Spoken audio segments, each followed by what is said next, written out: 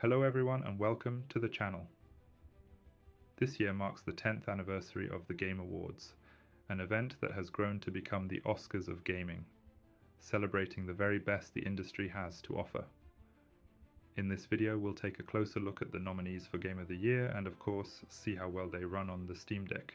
Let's dive right in.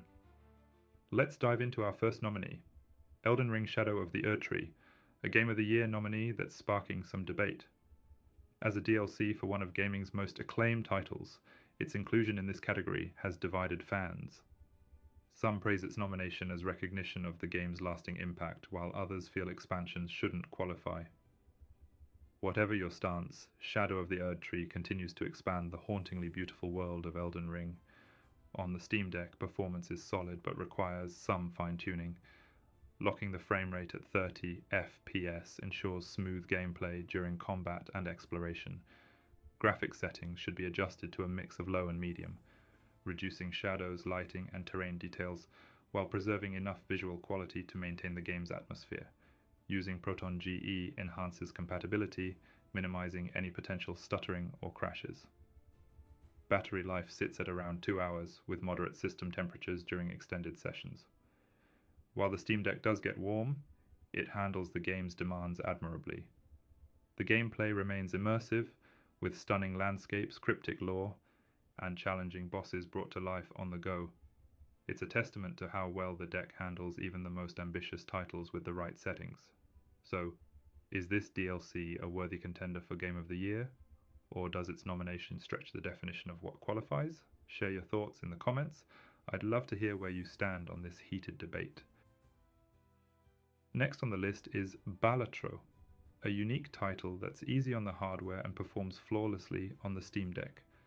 This card-based strategy game doesn't demand heavy processing power, so it's no surprise that it runs smoothly at 60 or even 90 FPS with minimal battery drain. At 90 frames per second, expect around 7.5 watts power usage, which gives you about 8 hours of battery life on the OLED screen. If you opt for 60 FPS, battery life extends to approximately 9 hours on OLED and 7 hours on the LCD, plenty of time for an extended play session without worrying about running out of juice. The game also offers a few customizable settings to tailor your experience. You can adjust game speed, change the position of the play discard buttons, modify screen shake, and tweak audio settings. There's an option for high contrast cards that shift some colors to yellow and blue, making them stand out more, but beyond that the options are fairly basic. Thankfully the text is clear and easy to read, so accessibility isn't an issue. One of the great perks of Balatro is its support for 16:10 resolutions, meaning you won't have to deal with black bars around the screen. Everything is displayed perfectly on the Steam Deck's display. The game also supports cloud saves and various controllers, ensuring a seamless experience whether you're playing in handheld mode or docked. However, it's worth noting that Balatro doesn't feature any HDR settings, which isn't a deal breaker given its visual simplicity. If you're looking for an engaging game that runs effortlessly on the Steam Deck, Balatro is a perfect pick. What do you think of this game's performance and features? Share your thoughts in the comments below. The next Game of the Year contender is Black Myth: Wukong, an ambitious action RPG inspired by Chinese mythology. Known for its stunning visuals and intense combat, it's one of the most demanding titles on this list. But how does it perform on the Steam Deck? Surprisingly, it's playable with some significant tweaks. To get the best experience, it's recommended to stick to the low graphics preset, with FSR set to 75% and frame generation turned on. Locking the game at 45 frames per second provides a smoother experience while keeping the system from overheating. Alternatively, you can opt for the medium preset with the same FSR and frame generation settings, but lock the frame rate to 30 FPS for better stability in more demanding scenes. Battery life on the Steam Deck comes in at around 2 hours, typical for a graphically intense game like this. The deck handles the game decently, but you'll notice compromises in visual fidelity and occasional drops in performance during the most action-packed moments. These optimizations allow the game to run reasonably well while showcasing its incredible art direction and intricate design. Exploring the mythical world of Wukong. on a portable device is a unique experience, even if it doesn't match the performance of high-end PCs or consoles. What do you think of Black Myth Wukong on the Steam Deck? Does the performance hold up for such a visually impressive game? Let me know in the comments.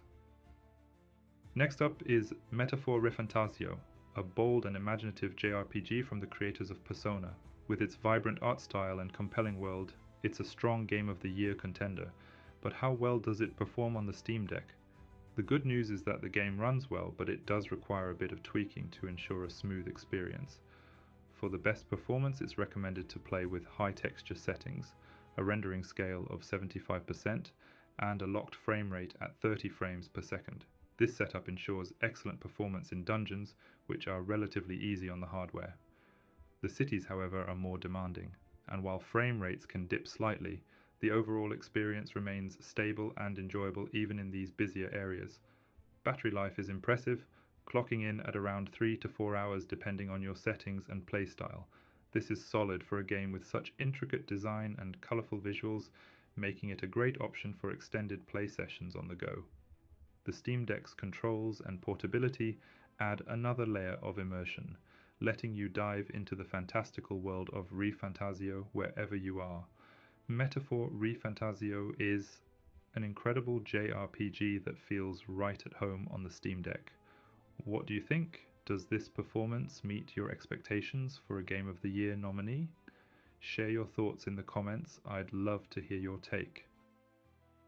Now let's talk about the last two titles on our Game of the Year list, Final Fantasy VII Rebirth and Astro.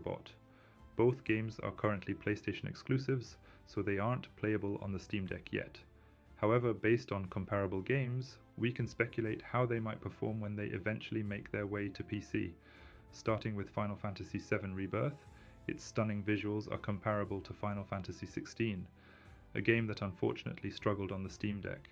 Even with aggressive settings adjustments, Final Fantasy XVI faced performance issues, including frequent stutters and subpar frame rates. Given this precedent, it's hard to be optimistic about Rebirth running smoothly on the deck.